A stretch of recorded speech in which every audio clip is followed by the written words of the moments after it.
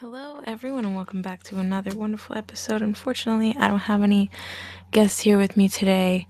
Sarah wasn't able to join me this week, and I don't have anyone else. I'm just here all by myself. And I was flipping through the Quran, just flipping through, looking at random pages, really, and I noticed a recurring theme.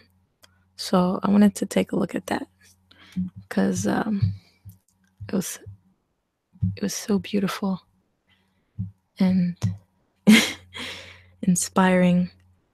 It just made me feel all this love in my heart. so I'm gonna just come on this screen share and share with you guys what it is that I found in multiple places in the Quran. The screen share is over there. I'm so unorganized. Hi. Let's start with the very first one. Oh wow, I don't even have enough bookmarks to show all the freaking places. There's just too many. Oh, she doesn't have access to, he was asking where's Sarah. She doesn't have access to steady internet right now, but hopefully she'll be back, not today, but we'll find out when. So we're gonna go to Surah 2 verse 7. Oh, look, it's already pulled up. Awesome.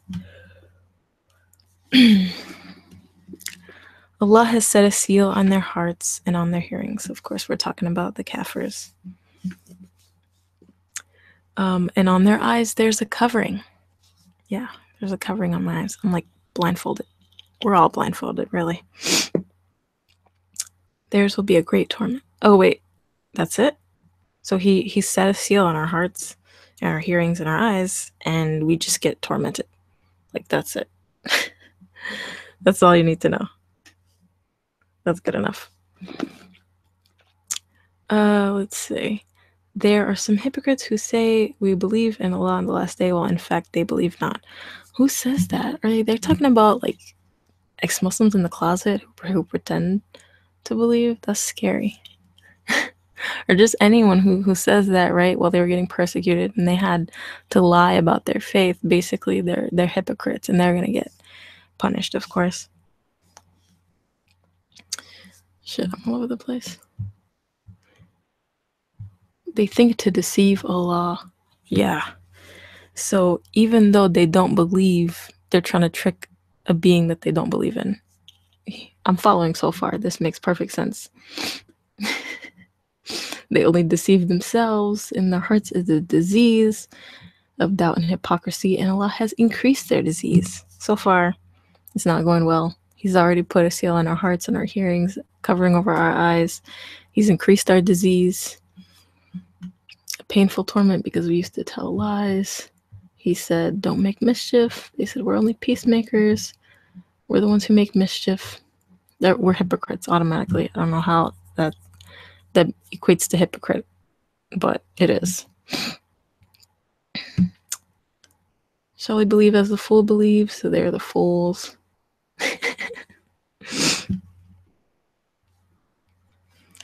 Wait, I keep losing my spot. Is this the correct one?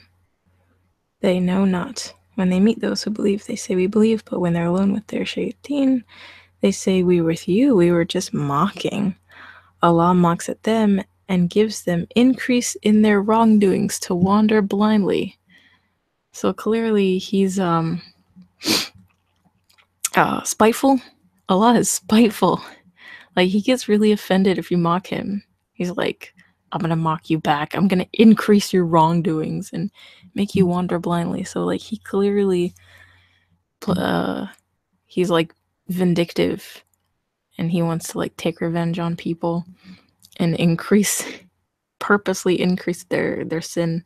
He like really wants certain people to go to hell. This is just, oh my gosh, this is the first. I don't even see how we're gonna get through all these because this is just one. There's so many. They were not guided. Oh, I like this one. And they were not guided. Their likeness is the likeness of one who kindled a fire. Then when it lighted all around him, Allah took away their light and left them in darkness. So, like, they had their own light, but Allah purposely came in and took away their light. Like, that's totally not fair. So they couldn't see. To make it better, they're deaf, dumb, and blind. So they return not to the right path. That seems pretty self-explanatory. I don't know what else. Oh, wait. Where's the next one? The next one is here in 5. Where is it? Blah, blah, blah, blah. He brings them. Let's find it here. There's just too many.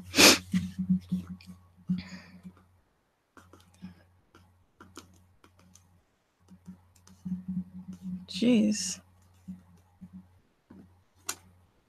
Oh, there it is, 13. I found it. Let's go to 12 and see if there's anything important there. And, 13, 14. They don't make this easy.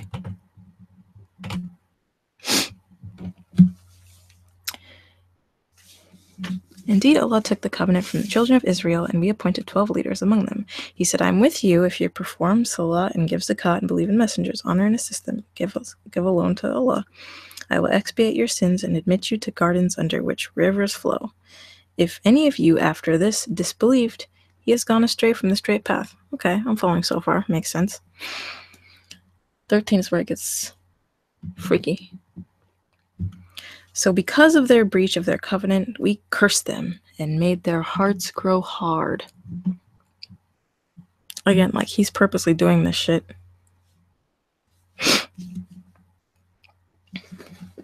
They changed the words from their right places and have abandoned a good part of the message that was sent to them.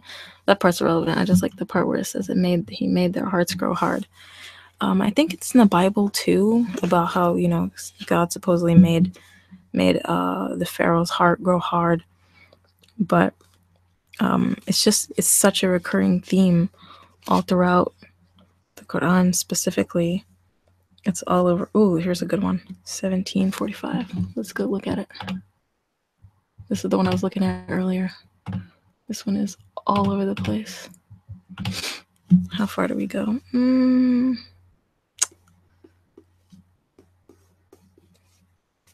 Maybe up to 46. It doesn't actually matter.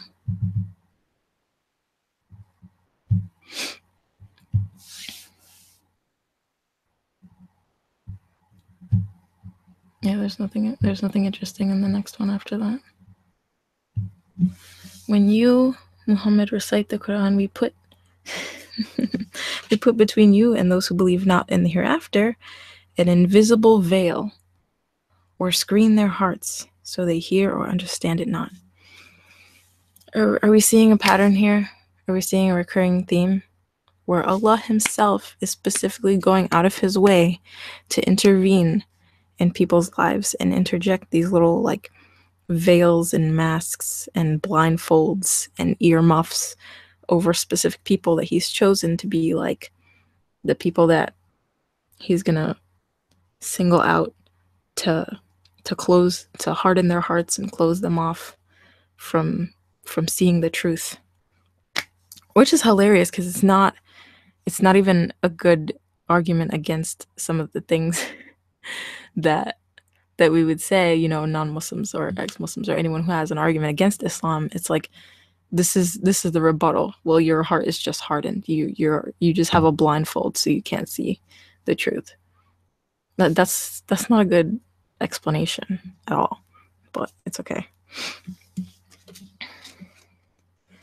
Oh wait, did we read 46? And we have coverings. We have put coverings over their hearts, lest they should understand it, because we really don't want them to understand it, the Quran. And in their ears, deafness. Like, again, he's just repeating the same thing over again. We covered your heart, we covered your eyes, we covered your ears. And when you make mention of your Lord, Islamic monotheism in the Quran, they turn on their backs, fleeing in extreme dislike. I mean, I have yet to see that, but it's good enough. Where's the other one? The other one is freaking hilarious. Here it is, 1797. This is a good comic relief for me right here. 97. Where is it? Where is it? Oh, it's almost the end of the fucking surah.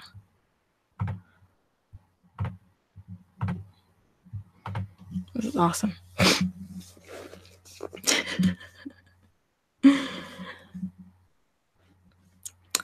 And whom Allah guides, he is led aright, but whom he sends astray, for such you will find no helpers and protectors. No helpers, okay? So, like, I don't know why they're even trying, basically. He sent us astray on purpose. Like, this is our path. You can't deter us from our path of being astray. Besides him, we shall gather them together on the day of resurrection, on their faces. Remember that. He's gonna gather them on our faces. Blind, dumb, and deaf, and our abode will be hell. Whenever it abates, we shall increase for them the fierceness of the fire. I'm just gonna pause for a second right here, because I think somebody asked him when he was telling this part, and they were like, "What do you mean, gather them on their faces?" Like, when I hear that, I think like, oh, we're gonna be laid out on the ground or something. No. Listen to this. Ah, fuck, what is this nonsense? This is beautiful. A man said, "Oh, Allah's prophet, wait, will a kafir be gathered on his face?" Prophet said, "Is not he who made him walk with his legs in this world able to make him walk on his face in the day of resurrection?" A sub-narrator said, "Yes, he can." That's it. Like, he didn't say like, no, I meant he was laid out. He was like, no, they're gonna walk on their faces. And then you just imagine a bunch, and the guy was confused. He was like, okay, hoping for some clarification. He was hoping to get a logical explanation, like, oh no, they're just gonna be laid out, or they're gonna be like bent down in prayer mode. They're like gonna be in sujood, or they're gonna be like bowing down on their face. Like, no, they're not gonna be bowing on their face, they're gonna be walking on their face. I just want to see that. I just want to see somebody walk on their face. That's gonna be the best. It's gonna be the highlight of the entire day of judgment, just to watch people walk on their faces. Oh my gosh, that's awesome. I'm done. That was, I never heard that. You wouldn't even think that, like, reading shit. Poor things, right? So, where's the next one? 22. 46. We're going in order here. That was the best thing ever. He was like, hey, can you give a logical explanation to this? Nope. Exactly what it says. Actually, a little bit more ridiculous than what it says. I mean, it said gathered prone on their faces, and then he translates that into like walk. They're gonna walk on their. I can't even right now. Okay, so 22:46. Have they not traveled through the land, and have they hearts wherewith to understand, and ears wherewith to hear? Verily, it is not the eyes that grow blind, but it is the hearts which are in the breasts that grow blind. That's all you really need to know. Like, I couldn't flip through 10 pages without finding something about how Allah is making somebody's heart hardened, or blinding their eyes, or deafening their ears, or now he's making their hearts blind, which makes perfect sense. He's making their hearts blind. Exactly. Thank you. That's all the clarification I needed. That's it. Where? Oh, there's another one. Where is it? Where is it?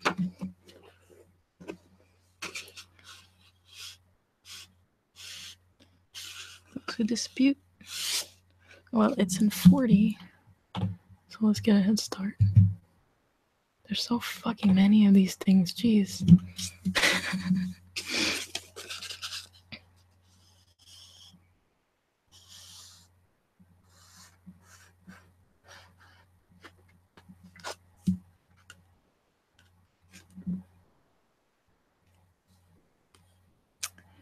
Is it 35?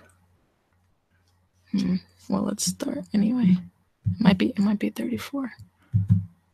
We're gonna narrow it. Oh wait, what the hell did I do? No.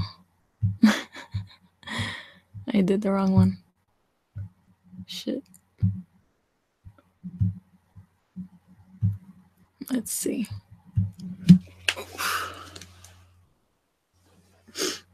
I'm so lonely without my Sarah. I love you, girl. When you finally come back and listen to this, it's not the same without you.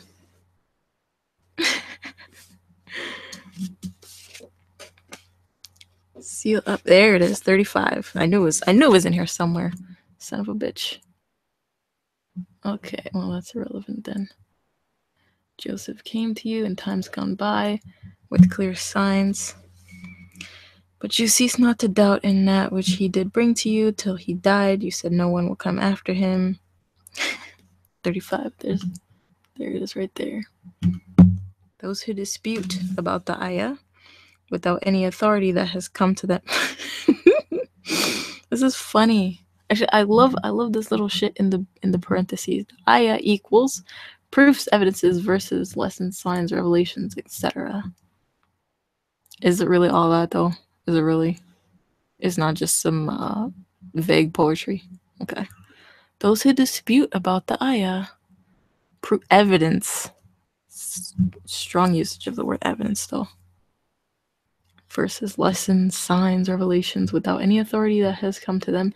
It is greatly hateful and disgusting to Allah and those who believe. Thus does Allah again seal up the heart of every arrogant tyrant. Here he goes sealing up the hearts. Why even bother making all these people that you're planning on sealing up the hearts of? Isn't that exhausting, creating all these extra people just to seal their hearts? It's just, what is the point? There's even more than this. This is just the amount that I got to just from randomly flipping through. Just a little bit. I was just looking for other interesting stuff, but this was all I found. Like, we're gonna seal your heart, we're gonna make you blind, we're gonna make you deaf, we're gonna make it impossible for you to see the truth. And it's funny to me because, you know, ex-Muslims are like the proof that that's the proof that that's not true, because like a lot of Muslims at one point like truly believed with all their heart, they believed this was true. I'm speaking from myself, from personal experience. Like, I really tried to believe this shit. Like, I tried to believe it. I did believe it at one point, and I tried really hard to follow the rules and stuff, so I didn't, go to hell. And I remember this hadith I heard one time that said every time you make dhikr, you get a gold brick added to your house in heaven. So like, which doesn't make any sense, because like if you make dhikr only one time in your life, that means when you get to heaven, you're gonna have one brick. How do you make a house out of one brick? I don't even want to know. Maybe they carve it and then you live inside of it. But like, whatever amount you make, say you make 1,365 times, then that's how many bricks you get for your house. Even if it's an odd number, like, that's what you have. It doesn't make sense. So like, you have, and then in your entire lifetime, what if you make dhikr like freaking million times? Still, like, you can only have a house made of like 1,000,000 bricks, and gold bricks too. Like, I don't know who even wants a house made of gold bricks. It just sounds tacky. Probably doesn't look good. Whatever. But like, somebody told me that, so I was like, okay, basically I have to start planning for the future, and for my house, for my heaven mansion. So I had to just try to pile up as many bricks as possible. So I made that as much as I could, and I just used to do it obsessively because I was like, every time I do this, I'm getting a brick, I'm getting a gold brick. So it wasn't because I felt it. Again, it was just because I was trying to get something out of it. But Muslims be like, oh, that's not. Some Muslims will try to pretend like that's not what it's about. But at the end of the day, it is. So it's about, you're getting something out of it. At the end of the day, you do something that you see as a good deed right now, but you're not doing that to help another person. You're doing it because you think you're going to get something out of it. At the end of the day, when you go to heaven, you're going to be like, oh, I got, I upgraded and I got this, water fountain added because I helped a person in a wheelchair one day. And it's like the Sims game where you're building your house and everything you do adds up points to get new additions to your heaven mansion. It's kind of funny. Oh, let's see. Where's the other one? I remember this one too. This one is beautiful and important to remember. Oh shit, that's too much. Oh fuck. So, oh wait, where is it? I don't even remember where this was in reference to, but a lot of people know what have heard this before. And it is tafsir, so there's actually a verse. Actually, let me see if I can find the verse. I don't know, it's in there somewhere. Fuck it, but we all know about it. So heard Abu Sa'id, he said, I heard the Prophet saying, Allah will bring forth the severest hour and all the hey, they're not being honest. Where's the part where he says he's gonna bear his shin? Oh, this is not the complete one. In the shit, where is it? Promise you I'm gonna find it.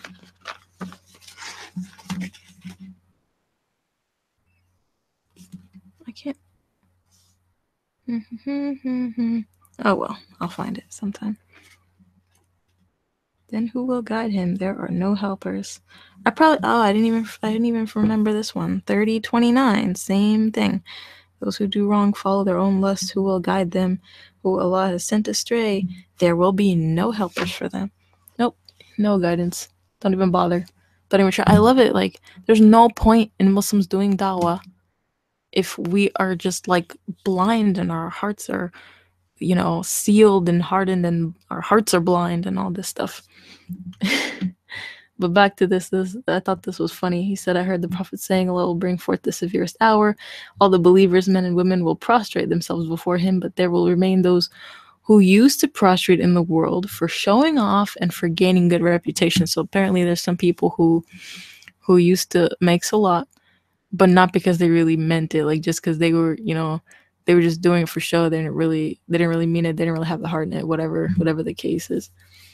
And they call them hypocrites. Such people will try. I fucking love this. Try to prostrate on the day of judgment, but their backs will be as stiff as if it was one single vertebra. So they won't have different backbones. Their backs will their vertebra will become like one bone, and they won't be able to bow down. They won't be able to bow down, but they'll be walking on their faces. So it'll be like they were bowing down all along. There's just no point. So wait, they're already gonna be walking on their faces, and then he's gonna be like, bow down, and they're like, okay, so I have to stand back up, and then try to bow down, and it's so silly. Like they can't even bend at the waist because they're just like stiff and stuck. It's just the whole thing is about humiliation and trying to prove a point, and it's just silly. But I actually really like reading about these little things they talk about in the Day of Judgment and stuff because it's funny. It's like, let me get off of here. It's like there are all these little prophecies of what it's going to be like, on the last day of, actually, There's the day of resurrection and the day of judgment. And I would like get them confused. But the day of resurrection obviously is when everyone comes back from the dead, and there's just a bunch of zombies.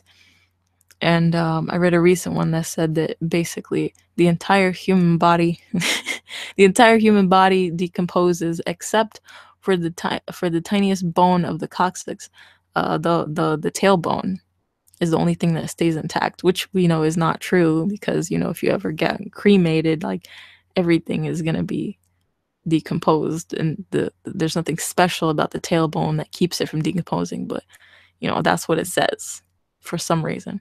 So anyway, he takes just from the tailbone, he's able to I just imagine like freaking 10 billion tailbones just floating around, and then he reconstructs the body of each person from their tailbone and brings them back to life, and then there's just a bunch of zombies everywhere. So that's the day of resurrection, and then there's the day of judgment. I confuse them, but you know what I mean. it's just so silly. And even when you believe these things and they're kind of silly, it's not about like knowing they're silly, but you excuse them, of course, because you're like, well, it's God. I mean, he can do miracles, he can do magic, he can do whatever. So it's not really hard to believe if you can wrap your head around, if you can get past the magic part and the all powerful part. Then it's like, of course he can do this stuff. It's not if he can do this stuff. I think the question is why. Half the shit he does doesn't have a reason, and then the reason he give is like, it's always this ethereal, I know that which you know not, and shit that's just not a good explanation for anything at all. But he's no stranger to giving explanations for things when he's like wrathful or angry, and he's like, I destroyed this town to kill your people because I wanted to do this, and I wanted to make an example out of these people to not mess with my best buddy Muhammad because he's like the best of all, and like he's my favorite and stuff.